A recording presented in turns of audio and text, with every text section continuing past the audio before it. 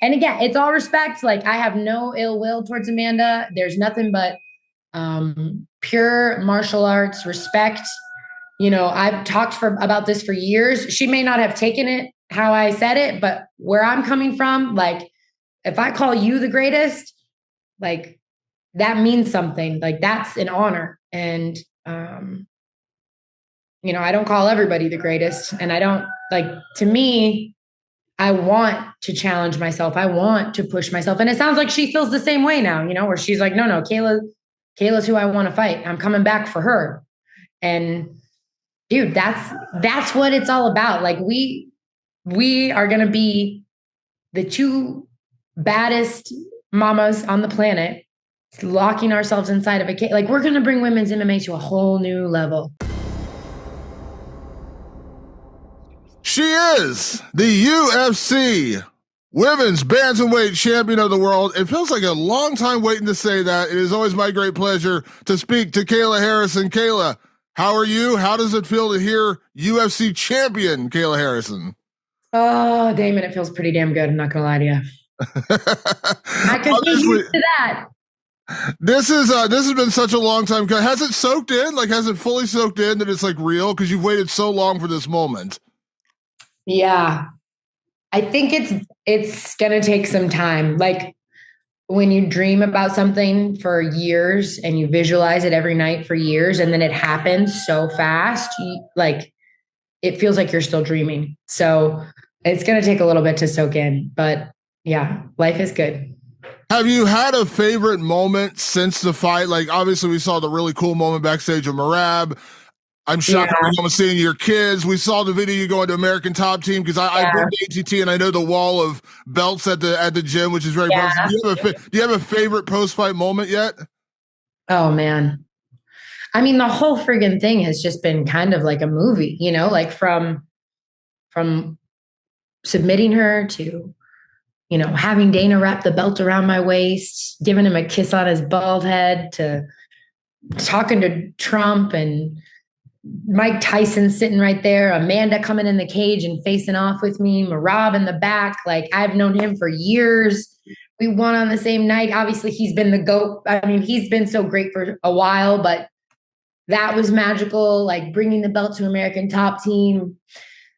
Oh yeah, it's been a dream. It's been a dream. But probably the best thing yesterday, I shut my phone off and I went to the beach with my kids and not that they care anyways. Like I was talking to my son at breakfast this morning and I was like, hey, Emery, did you know that mom had a fight? And he was like, oh yeah, I think Kayla told me that. And I was like, okay. And I was like, did you know I won? And he was like, yeah, she mentioned that you won. And I was like, all right, cool. So he doesn't like, they don't care, but going to the beach, shutting off my phone, playing in the sand, flying kites, looking for seashells, riding our boogie boards. Yeah, was probably the best. The kids will always keep you humble, right? The kids will always. It's the best, but it's a gift. I think I thought about on the way home. I like thought about what it would be like if I was coming home as a UFC champion to an empty house. And dude, the thought of that made me like cry. I cannot imagine. They are the prize, they are my greatest gift and the biggest joy. And like none of this, it wouldn't matter. I would be so empty if it weren't for them. So I'm glad they keep me humble. I wish they let me sleep a little bit more, but other than that, like they are the best thing in the world. I love it. So Kayla, let's talk real quick about the fight because, we knew Juliana Pena. I think if there was one thing that was true about her, we can look at record, we can say, she's had some tough losses, all the things you can say about Juliana. The one thing no one doubted about Juliana was her toughness. That was like the thing, she's incredibly tough. And look at the second fight with Amanda. I mean, she took a lot of damage in that fight and refused to go away. She's an incredibly tough person. So when you go out there and you take her down and kind of dominate the first round, then come out and do the same thing in the second, and then get that nasty Kimura, which I don't know if you saw, like, obviously it seems like maybe she had a bit of an elbow or shoulder injury after, because she got the suspension from the commission because she has to get that checked out. Could you have written it better in terms of the way the fight played out to put her away the way you did in the second round? Yeah. Not really, no. I mean, I think that I've said it a couple times in interviews, but it's almost like when something feels too good to be true, you're kind of like hesitant. And I do think that if I take away anything from this fight, it's to remember who the F I am. Like I had, not that I was listening to the outside noise, but I was like, oh yeah, this girl beat Amanda and she's going to drag me into deep waters and I'm going to have to be smart. And of course, all of that is true. She did beat Amanda. She is tough as nails. Like her game plan was to drag me into deep waters. But I'm the best fighter in the world. And like, I probably could have unleashed in the first round a little bit more, but I was a little bit hesitant. And I was like, well, what if the first round's a feeling out process? Like, what if she comes out swinging in the second round and like, don't get like patience, take your time, pick your shots. And no, like I'm the best fighter in the world. And it showed. And because I remember talking to you a lot during the PFL days. Anytime you ever had a decision, you would come in and almost be angry. Like you win a fight dominantly, and you'd still be like, oh, I just didn't get to finish. But this one, you couldn't have written any better. I mean, to go out there and take her down, dominate her, and then to finish with that Kimura. And the Kimura is such a nasty submission. I mean, she tapped right away, so you knew what would like. Do you remember? You probably don't, honestly, but like that moment of like feeling, because I know you said another you didn't feel the tap. But then they stopped the fight. I mean, just a flood of emotions of knowing you just became champion. Oh, I couldn't. I was overwhelmed with emotion. Like, I think the best thing I can, you're almost holding your breath. Like you're almost kind of like, don't mess up. Like, be smart. And it was short time. I heard the clapper. I was like, I had the grip. It's a position I'm really comfortable in. I drill it with Mako and Mike all the time. And it's a submission I get quite a bit in practice as well. And dude, I just couldn't believe it. I couldn't believe that she tapped. I couldn't believe it was over. I couldn't believe I was UFC champion. It was overwhelming. I know going into the fight, we understand trash talk's part of the sport. It's going to happen. They're going to say crazy things about you, whatever. And to a certain extent, I guess you've seen it affect some fighters. I still, to this day, think Jose Aldo was affected by Conor McGregor going after him, and that's why that fight ended in 16 seconds, or at least played a part in it ending in 16 seconds. But after the fight, you guys shared a moment. You shared a prayer. Yeah. How are your feelings towards Juliana now after the fact? Because, she said a lot, and I get it. That's part of the sport, but you guys did share that moment. And listen, she's still a fighter in your division. I'm sure maybe you saw after the fight, she's like, looking forward to Kayla and Amanda, dibs on the winner. So what are your feelings towards Juliana now that the fight's over? Yeah. I definitely said that I wouldn't be friends with her, but I think I was wrong. And I'm woman enough to admit that when I'm wrong, I say I'm wrong. Sharing that prayer was really powerful. I just wanted to go pray for her, but when she prayed for me, that was really a telling moment for me. Like, oh, she's a sportswoman. Like, she sold this fight. She did what she had to do. And I respect that. And actually, I had a lot of fun too. It's definitely the most trash talk and the most kind of tension I think I've ever really had in a fight. And I enjoyed that and I had fun. So yeah, I think she's cool. She's legit. I'm cool with Juliana. Can I ask, I know this may be a tough question to answer. I remember asking Bilal Muhammad this question after he fought Leon, because they had so much animosity going in, and because the first fight ended in no contest and everything. And I asked him afterwards, I said, do you think you'll ever see Leon again? Like, do you think there's a chance? And he's like, I don't think so. Now, obviously, Leon's had a bit of a rougher run. He had the loss to Sean Brady. Juliana's 37. She's not 22, so she's probably towards the tail end of her career. It's just natural at that age. Do you, in your heart of hearts, do you believe you'll ever see Juliana in the cage again? I mean, I don't think so. I think, again, not talking crap. Like, I think she's 2-2 in her last 4 or 3-3 in her last 6, something like that. I think she's got to go back to the drawing board and get some wins. And that, there's also a whole division that there's a lot of young, hungry killers coming up. So we'll see. I'll fight whoever they want me to fight, but In my heart, I don't think that we'll fight again. You mentioned, and I know it came up a lot during fight week, and I know somebody read you the quote because I did an interview with your coach, Mike Brown, where he talked about the weight cut. And you've been very honest and said, without God, you would not have made that last pound. You're very honest about that. And I did love what Mike said because I asked him that. And I know you had a good laugh when he said, if she needs to cut to 125, she'll cut to 125. Mike, slow down. Like, shut up, Mike. But we know how tough, like, can I ask you now that we're after the fight, like, in your head, is there a finite number on times of getting down there? Because we know Amanda's next, and I'll get to her in a second. But like in your head, I know health's a big deal to you. Like that's the reason why years ago you're like joking with me saying we'll have to cut off a leg to get to 135. So is there a finite number in your head, or is it just like this is just the process? Like it's gonna suck. That last pound's gonna really suck, but you can do it. Yeah. I think one of the most beautiful things about this journey, especially this camp and this run to become UFC champion is my level of surrender and my level of like being at peace with what God has planned for me. I spent a lot of my life being self-reliant and like wanting to be in control and needing to drive the bus and needing to have two hands on the wheel and like, I can do it. I can fix it. I can beat it. I can win it. I can earn it. So I don't have a number, but I trust God and I know that he's going to lead me in the right direction. And when it's time to be done, I'll be done. But for now, I do believe that this is the path that he has chosen for me.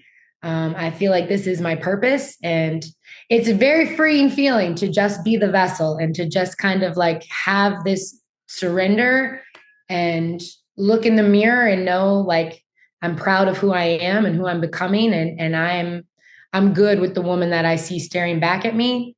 And yeah, God's got me. So if it's one time, if it's 5 times, if it's 15 times, like I'm gonna do whatever that plan is.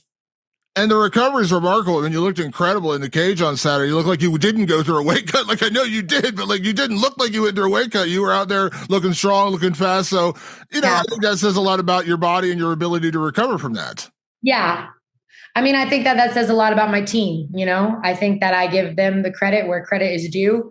Eric Pena from Pena Performance, Dara from Platinum Plate, my strength coach, Jeremy, my coaches, Mike, Mako, Anderson, my judo coaches, Jimmy and Big Jim, like,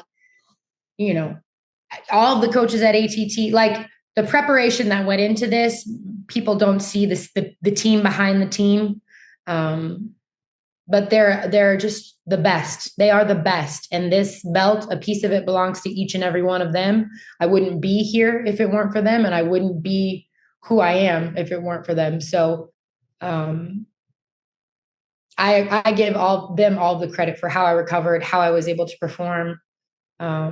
They all show up and do their job so that I can do mine. I love it. So we obviously know after the fight's over, Amanda's right there. You did the great thing, inviting her in the cage. And for a second, I didn't think they were going to let her in. They did let her in. And I know there's no like actual animosity. This is all about competition for you. But I wish I could go back in time and remember like our first interview after the Olympics when you were like still not sure about doing MMA. But at some point during one of those first interviews, you had said like, I want to be the greatest of all time. And at that point, we didn't know the path. Like we didn't know what the path was going to be. But now we know the path because you've got the championship and Amanda, and you said very honestly, like she is the GOAT right now. So was that just like a perfect moment? And what was that like? Was it surreal or was it just like the perfect stage to set up that fight? Yeah. I mean, I feel like, I was given the mic. Joe let me say what I really felt like I needed to say. He asked me some great follow-up questions.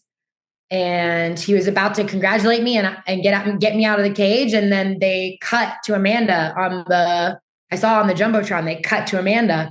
And I was like, oh, God's just setting me up right now. Let's go. And so I said, hey, come on, let's do a face-off. Amanda, come in here. And again, it's all respect. Like I have no ill will towards Amanda. There's nothing but pure martial arts respect. I've talked about this for years. She may not have taken it how I said it, but where I'm coming from, like if I call you the greatest, like that means something. Like that's an honor. And I don't call everybody the greatest. And I don't like, to me, I want to challenge myself. I want to push myself. And it sounds like she feels the same way now, where she's like, no, Kayla's who I want to fight. I'm coming back for her. And dude, that's what it's all about. Like we are going to be the two baddest mamas on the planet, locking ourselves inside of a cage. Like we're going to bring women's MMA to a whole new level.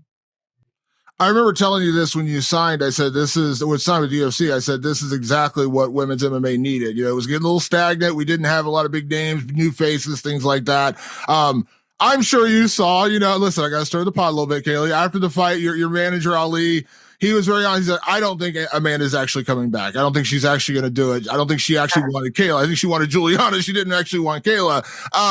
And I know she has to get back in the drug testing pool. I don't know for sure if that's happened because I made a note on Saturday night that, like, if she goes through the 6 months of testing, it's going to be December or probably early 2026. But right now, sitting here talking to me right now, your heart of hearts, do you believe the Amanda Nunes fight will happen? Yeah. I mean, Ali's got to be Ali. He's doing his thing. But you don't get to be you don't get to be called the greatest by accident. Why would she say that she wants to come? I have to believe that she is who she says she is, just like I believe I am who I say I am. So yeah, I think this fight happens. I prayers up, like everyone stays healthy, everyone gets ready. Yeah. I don't know how much you heard what she said after the fight. She said there's no animosity, no bad blood. I know you said the same, but she did say one thing that kind of caught my attention. I wrote a story about it. She said they asked her flat out, like, when you left American Top Team, was that because of Kayla? And she said, yes. Now, I'm not certainly sitting here trying to call Amanda Nunes a liar, but I remember when she left, it was after the Juliana fight, the first one. And we all know some fighters react badly when you have a tough loss. It's not new. It's just like what Sean O'Malley just went through. Like, he lost and he made huge lifestyle changes for him. I get it. Do you buy that? Do you buy that? Because at that point, you weren't in the UFC and we had no idea that you were going to come. So do you buy that she actually left ATT because of you? Or is this just, are we having fun building a story? I mean, at first I thought she left because she lost. But, why would she say that if she didn't mean it? And I guess from what I have heard and coming to understand is, like, I went to that fight. I don't know if I was in the stands the night that Juliana beat Amanda. And I think that she had this like misunderstanding of like, I think she thought I was going to do what she did on Saturday night. I think she thought I was going to get in the cage and like challenge her. And so to her, like, I was kind of like going behind her back and stuff, but it's not true. Like, obviously I didn't sign with the UFC and I stayed with the PFL. It was not even close to being true.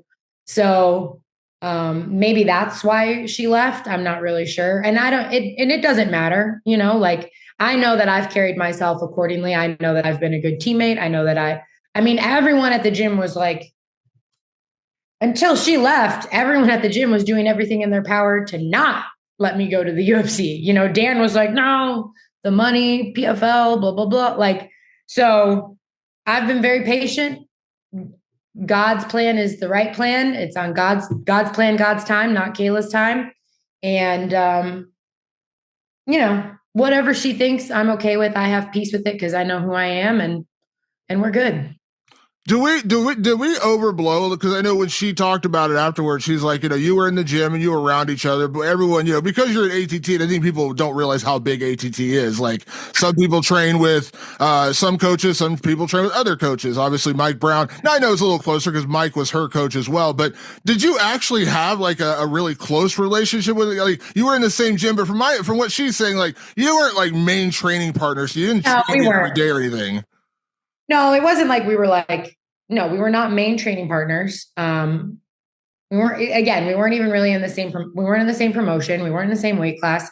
I always made myself readily available. Like, I made it very clear, like, if you ever need a drilling partner, if you need a punching bag, if you need anything, and Mike knew that, Amanda knew that, everyone knew that. So we trained, but not a lot. And that was okay. Like, I just wanted to, at that time, I guess I'm weird, but like to me, I see like Johnny Eblin and Austin and Yaroslav and um, like Dalton and like all these guys all training together every day, building each other up, like leveling up, leveling up, leveling up. And I see Dustin and Dakota Bush and Grant Dawson and Gamrot and all of these guys training together every day, leveling up, leveling up. And so for me, it's like a pretty simple, it's like, yeah, dude, like we might fight someday, but like, let's level the fuck up, like, well, let's go. And so, yeah, but we didn't train a lot. Then I'm okay with that. That was her choice. You've said, and I believe you when you say this, there's no personal animosity towards Amanda, but we've seen this before. You know the story. I mean, when you were teammates, you're in the same gym. We all got to build a narrative, and we've seen it. Unfortunately, we saw it like when Rashad fought John Jones back in the day. Rashad left the gym, John came in. There was, at first it wasn't, and then it kind of blew up. I know you remember when Tyron fought Robbie. It turned into an ugly situation. We all kind of hated to see it because I know Robbie was a mainstay. He was the first ever UFC champion in American Top Team. I had to mention that somebody the other day. I know you fight for a sense of pride. You fight for your coaches. You love Mike Brown. Mike Brown obviously adores you as well.